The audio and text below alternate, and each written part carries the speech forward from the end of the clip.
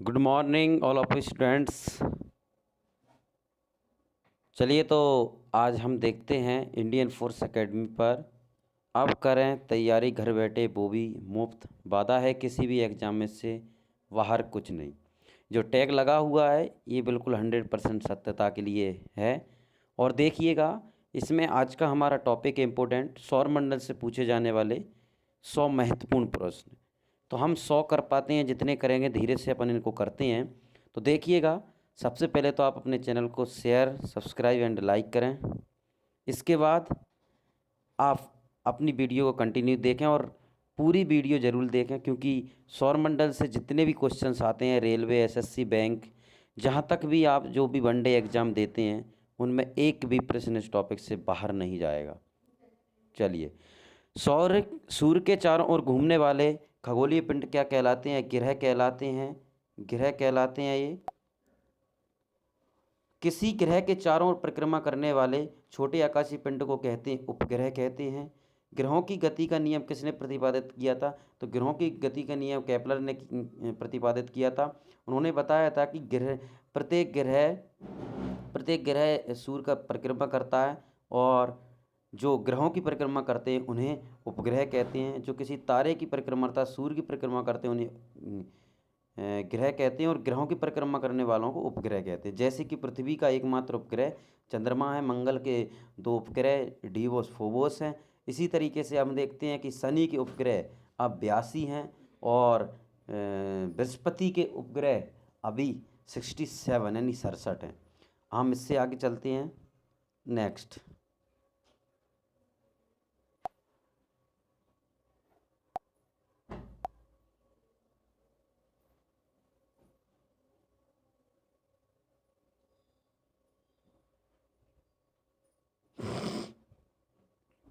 अगला है, ग्रहों की गति का नियम किसने प्रतिपादित किया? तो केपलर ने किया ये भी। ठीक है। आकार के अनुसार सौरमंडल के ग्रहों का क्रम याद करिए। बृहस्पति सबसे बड़ा होता है आकार में, शनि उससे छोटा होता है ना, इसी तरीके से। और अरुण, फिर इसके बाद वरुण, पृथ्वी, शुक्र, मंगल, बुध, ये आकार के अनुसार हैं। सूर्य के चारों चक्कर लगाने वाले ग्रह का वेग अधिकतम होता है जब सूर्य के समीप होता है, अर्थात सूर्य के समीप होगा तो वेग अधिक होना स्वाभाविक है। चलिए नेक्स्ट, क्योंकि अपन ये, हाँ, सूर्य के चारों ओर चक्कर लगाते ग्रह का वेग अधिकतम होता है जब सूर्य के समीप होता है। जब उसके पास होता है तो अधिकतम होता है। अंतरिक्ष में कुल कितने तारामंडल हैं? अंतरिक्ष में कुल 89 तारामंडल हैं। ब्रह्मांड में विस्फोटित तारा क्या कहलाता है? अभिनव तारा। अभिनव तारे को क्या कहते हैं? विस्फोटित तारा कहते हैं। सौर प्रणाली की खोज, सौर प्रणाली की खोज किसने की? सौर प्रणाली की खोज किसने की? तो पूरा का पूरा सौर मंडल जो दिया गया वो किसके अनुसार है? पूरा का पूरा सौर मंडल। तो अपन देख रहे हैं कि केपलर ग्रहों की गति के नियम दे रहे हैं, है ना। तो पूरा का पूरा जो सौर मंडल दिया वो किसने दिया? एक भूगोल से संबंधित है, और इसको पूरा का पूरा कोपरनिकस ने इसकी परिकल्पना की थी। नेक्स्ट, नॉर्वे में अर्धरात्रि के समय सूर्य कब दिखाई देता है? 21 जून को। एक ग्रह की अपने कक्ष में सूर्य से अधिकतम दूरी क्या कहलाती है? अवसौर। देखिए, सूर्य और यदि आप बात करें कि किसी ग्रह की, तो उन दोनों के बीच की दूरी अधिकतम अवसौर, और कम से कम कम क्या कहलाती? उपसौर कहलाती है। अधिकतम क्या कहलाती? अवसौर, कम क्या कहलाती? उपसौर। किन के बीच की औसत दूरी को खगोलीय एकक कहा जाता है? सूर्य और पृथ्वी के बीच की दूरी को क्या कहा जाता है? खगोलीय इकाई कहा जाता है। मध्यरात्रि सूर्य का अर्थ है सूर्य का ध्रुवीय वृत्त में देर तक चमकना। इसका मतलब ध्रुवीय वृत्त क्या होता है बेटा? तो इसको यदि हम ऐसे समझ सकते हैं कि जैसे एक तारा है और वो प्रकाश दे रहा है, तो मध्यरात्रि के समय आपने देखा होगा ज़्यादातर वो बिल्कुल क्लियर सा दिखाई दे रहा है, यानी कि ध्रुवीय क्षेत्रों में आता है। जैसे कि आपका साउथ पोल और नॉर्थ पोल है, तो इसमें क्या है, ये ध्रुव की तरह, जैसे कि अपन देखते हैं शुक्र वगैरह, ये तारे तारे होते हैं ध्रुवीय। जैसे कि हमारे लिए उत्तर की ओर, जैसे सांझ का या भोर का तारा शुक्र जो होता है, या तो पूर्व में दिखाई देता है या वो पश्चिम की दिशा की ओर दिखाई देता है। क्यों? क्योंकि वो हमेशा ही इन दोनों दिशाओं में प्रकाशित होता है, इसलिए उसे शुक्र को क्या कहा जाता है? सांझ का या भोर का तारा भी कहा जाता है। चलिए आगे बढ़ते हैं।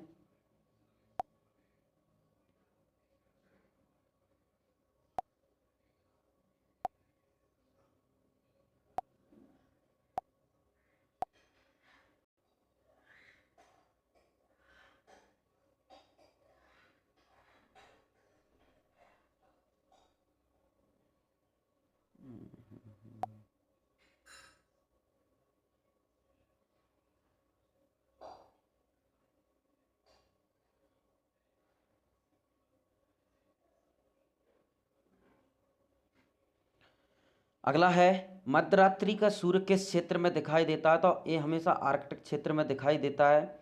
सूर्य के रासायनिक मिश्रण में हाइड्रोजन का प्रतिशत कितना है? तो 71% है। सूर्य क्या है? एक तारा है। सौर पृष्ठ पर लगभग कितना तापमान होता है? तो 6000 डिग्री सेंटीग्रेड, जिसको क्रीट बोलते हैं या कोरोना बोलते हैं उस मंडल को, जो सूर्य की सतह पर होता है।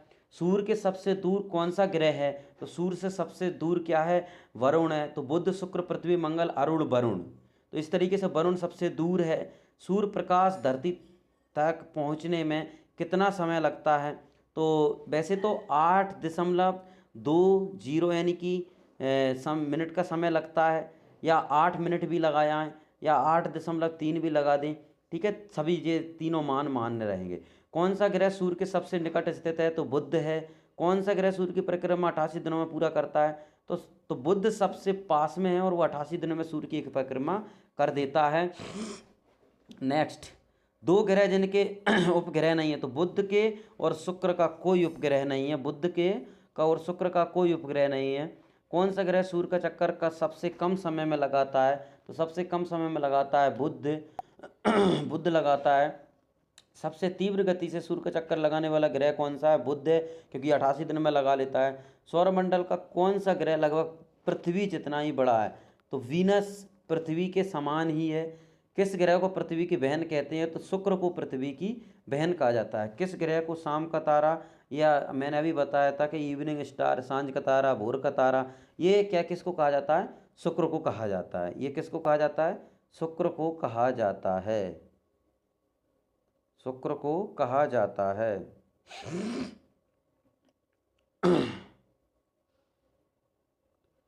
चलिए अगला देखिए। सबसे चमकीला ग्रह है, शुक्र सबसे चमकीला ग्रह है। सूर्य तथा पृथ्वी के निकट ग्रह क्रमशः कौन सा है? तो वो शुक्र और बुध दोनों के दोनों निकट हैं। यूरोपवासी किस ग्रह की पूजा देवी के रूप में करते हैं? तो शुक्र की करते हैं।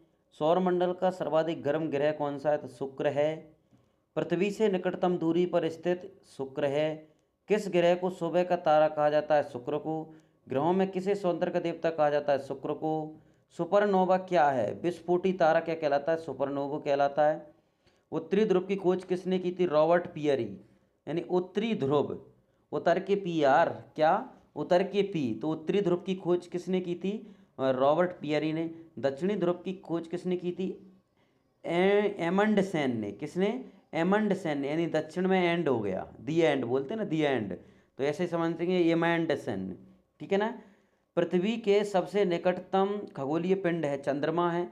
पृथ्वी की आकृति सर्वोत्तम ढंग से किस शब्द से स्पष्ट की जा सकती है?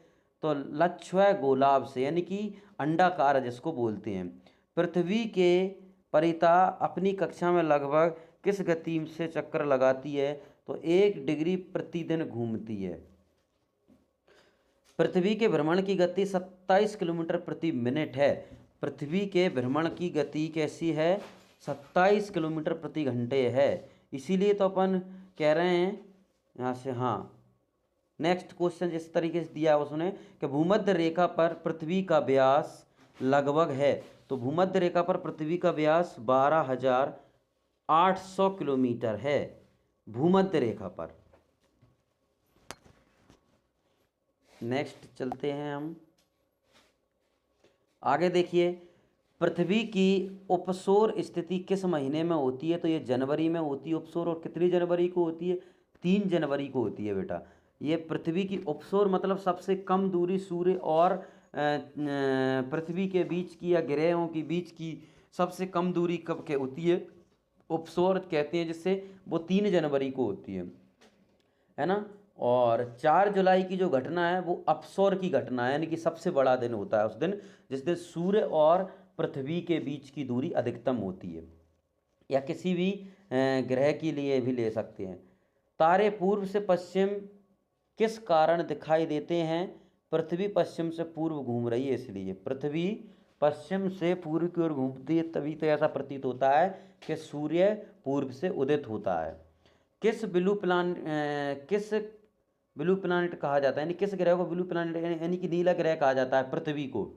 पृथ्वी सूर्य से अपनी अधिकतम दूरी पर होती है 4 जुलाई को, जैसे कि अभी मैंने बताया था। दिन व रात होने का कारण क्या है? पृथ्वी का अपने अक्ष पर घूर्णन। सूर्य से पृथ्वी की दूरी कितनी है? 149.6 मिलियन किलोमीटर, या 14.96 करोड़। पृथ्वी अपनी धुरी पर घूमती है 23 घंटे 56 मिनट 4 सेकंड में अपनी ही धुरी पर घूमना, इसको बोलते हैं परिभ्रमण गति। क्या? जो अपनी धुरी पर घूमे परिभ्रमण गति, जो दूसरे के चक्कर लगा उसे परिक्रमण गति कहते हैं। जैसे कि पृथ्वी की परिक्रमण गति कितनी है? 365 दिन, है ना, 365 दिन। इसके बाद हम देखते हैं कि 6 घंटे 48 मिनट 43 सेकंड ऐसा कुछ करके है, जो कि पृथ्वी एक सूर्य का पूरा परिक्रमा करती है, जिसे क्या कहते हैं हम? एक वर्ष कहते हैं। नेक्स्ट, पृथ्वी पर दिन रात की अवधि समान होती है भूमध्य रेखा पर, ठीक है। इक्कीनोस का तात्पर्य है वह तिथि जब दिन और रात समान अवधि होते हैं, तो इक्कीनोस शब्द उससे संबंधित है। दक्षिणी गोलार्ध में सबसे लंबा दिन होता है 22 दिसंबर का। दक्षिणी गोलार्ध में सबसे लंबा दिन होता है 22 दिसंबर को। पृथ्वी के उपग्रहों की संख्या कितनी है? एकमात्र चंद्रमा है। 21 जून को दिन का प्रकाश उत्तरी ध्रुव पर दिखाई देता है 12 घंटे। यह किसने सर्वप्रथम प्रतिपादित किया कि सूर्य हमारे सौरमंडल का केंद्र है और पृथ्वी उसकी परिक्रमा कर रही? तो ये कोपरनिकस ने बताया, है ना। पृथ्वी के सूर्य केंद्रित सिद्धांत किसने दिया था? कोपरनिकस ने दिया। आसमान का रंग कैसा होता है? तो आसमान का रंग काला होता है। हमेशा क्या होता है? आसमान का रंग काला होता है। नेक्स्ट देखिए, यह किसने सर्वप्रथम प्रतिपादित किया कि सूर्य हमारे सौरमंडल का केंद्र है और पृथ्वी उसकी परिक्रमा करती है? तो यह कोपरनिकस ने किया। आसमान का रंग काला है। पृथ्वी की परिधि है, यानी पृथ्वी की टोटल परिधि कितनी है? 40,075 किलोमीटर। 40,075 किलोमीटर पृथ्वी की परिधि है। किस तिथि को उत्तरी गोलार्ध में सबसे लंबा दिन होता है? तो 21 जून को सबसे लंबा दिन होता है। किस तिथि को उत्तरी गोलार्ध में सबसे छोटा दिन होता है? तो 22 दिसंबर को। ध्रुवों पर दिन की अवधि होती है 6 माह। 6 माह का दिन और रात होते हैं ध्रुवों पर। पृथ्वी का ध्रुवीय व्यास उसके विषुवत व्यास से कितना कम है? तो 43 किलोमीटर कम है। पृथ्वी का विषुवतीय व्यास लगभग कितना है? 12,750 है विषुवतीय। और अपन ने देखा था कि 12,800 तो क्या है? वो आपका ध्रुवीय है ना। नेक्स्ट, पृथ्वी का विषुवतीय व्यास कितना है? लगभग 12,750 किलोमीटर है। पृथ्वी को उसके काल्पनिक अक्ष पर घूमने को कहते हैं घूर्णन। पृथ्वी की अपनी कक्षा में गति है पश्चिम से पूर्व की ओर घूमती है, पश्चिम से पूर्व की ओर, तभी तो सूर्य पूर्व से उदय होता दिखाई देता है। पृथ्वी तथा सूर्य के मध्य सर्वाधिक दूरी किस दिन होती है? अपसौर, यानी 4 जुलाई को होती है। ऋतुएं होती हैं सूर्य के चारों ओर पृथ्वी के परिक्रमण के कारण। किसने पहली बार कहा कि पृथ्वी गोल है? अरिस्टोटल ने सबसे पहले ये बताया था। क्या बताया था? अरिस्टोटल ने सबसे पहले ये बताया था हमारे लिए कि किसने पहली बार कहा कि पृथ्वी गोल? तो अरिस्टोटल ने। पृथ्वी की धुरी है, तो पृथ्वी की धुरी कैसी झुकी हुई है? 23.5 डिग्री अपने अक्ष पर झुकी है। कितने? 23.5 डिग्री। 23.5 डिग्री अपने ही अक्ष पर क्या है? झुकी हुई है। 23.5 डिग्री अपने ही अक्ष पर झुकी हुई है। चलिए इससे आगे बढ़ते हैं। अगला देखिए, चंद्र ग्रहण का कारण है। तो सूर्य और चंद्रमा के बीच पृथ्वी का आना चंद्र ग्रहण है। चंद्र ग्रहण घटित होता है पूर्णिमा के दिन। सूर्य और पृथ्वी के बीच की दूरी 150 करोड़ बोले, है ना, अभी दिखा था अपन ने। या फिर आप 10⁶ मिलियन बोलें। कौन से ग्रह के सर्वाधिक प्राकृतिक उपग्रह अथवा चंद्रमा हैं? तो ये शनि के हैं, जो कि कितने हैं? तो शनि के हैं, आपको मैं बता दूं कि ये हैं आपके 82। ये कितने हैं? 82 हैं शनि के उपग्रह। तो शनि के उपग्रह कितने हैं? 82। और इससे कम किसके हैं? बृहस्पति। तो बृहस्पति के कितने हैं? मात्र 67 हैं। और मंगल के कितने हैं? तो मंगल के हैं, मंगल के 2 हैं। कौन कौन से? डिवोस और फोबोस, है ना। यदि पृथ्वी का अक्ष इसकी कक्षा के समतल के अनुलंब होता है, तो ये क्वेश्चन अधूरा है बेटा। सूर्य की बाह्यतम परत को क्या कहते हैं? क्रीट या कोरोना कहते हैं, ठीक है। तो ये कोई भी व्यक्ति किसी से कम नहीं होता, वह वो बन सकता है जो उसने सोचा है। तो कर दिखाओ कुछ ऐसा, इस तर्ज पर आप बेटा सभी तैयारी करें। और कोई भी परेशानी आती है समय समय पर कमेंट करते रहिएगा। हम जीएस का एक जिस सेशन पर्टिकुलर आपको रोज़ मिलता रहेगा, और इसके साथ साथ मैथ्स रीजनिंग की फ्री क्लासेस भी आपको प्रोवाइड की जाएंगी जल्दी से जल्दी। और देखते रहिए रेगुलर, और मस्त रहिए, हमेशा खुश रहिए, बिंदास रहिए। जय हिंद, जय भारत।